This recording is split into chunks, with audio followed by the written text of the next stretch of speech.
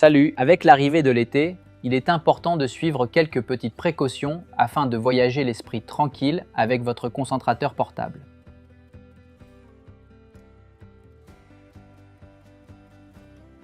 De manière générale, que ce soit pour des trajets courts ou plus longs en voiture, ne laissez jamais votre appareil dans un endroit trop chaud, comme à l'intérieur du coffre ou en plein soleil, afin d'éviter que la surchauffe ne puisse causer d'éventuels problèmes. Si, par exemple, votre appareil devait s'éteindre en raison d'une surchauffe, laissez-le dans un endroit bien frais pendant le temps nécessaire afin qu'il refroidisse correctement avant de pouvoir l'utiliser à nouveau. Souhaitez-vous utiliser l'appareil durant votre voyage? Que vous voyagez en voiture, en train ou en bateau, gardez à l'esprit que l'appareil doit toujours être maintenu dans une position stable et bien verticale et ne doit jamais être couché. De plus, il est important que l'orifice d'aération latérale ne soit jamais bouché ni recouvert. Vous devez effectuer un lent trajet en voiture et vous souhaitez être certain qu'à votre arrivée, l'appareil soit bien chargé.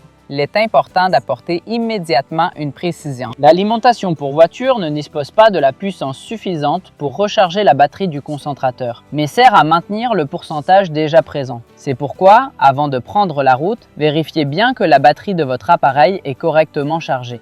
En branchant l'appareil sur le chargeur de voiture, vous pourrez conserver sensiblement le même niveau de batterie et l'utiliser sans la moindre inquiétude à votre arrivée. À titre indicatif, l'augmentation peut être d'environ 1% toutes les 2 à 3 heures selon la batterie installée, qu'elle soit de petite ou de grande capacité. Si vous voyagez en avion, il faut faire très attention, surtout aux batteries. Il est important de contacter la compagnie aérienne au moins 15 à 20 jours avant le départ afin de s'assurer que l'appareil est autorisé à être utilisé à bord, de connaître les documents nécessaires et surtout d'emporter le nombre de batteries adéquat en fonction de la durée du voyage.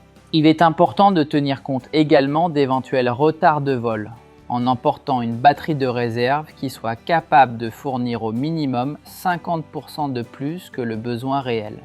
Si votre destination est la mer, rappelez-vous que le concentrateur doit être tenu à l'écart de l'eau, jamais en contact direct avec le sable et toujours à l'abri du soleil. L'idéal est de le poser sur une surface propre et surélevée.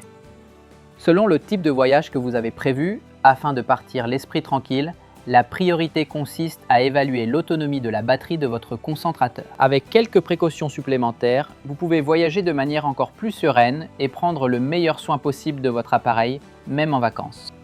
Bonnes vacances et à la prochaine!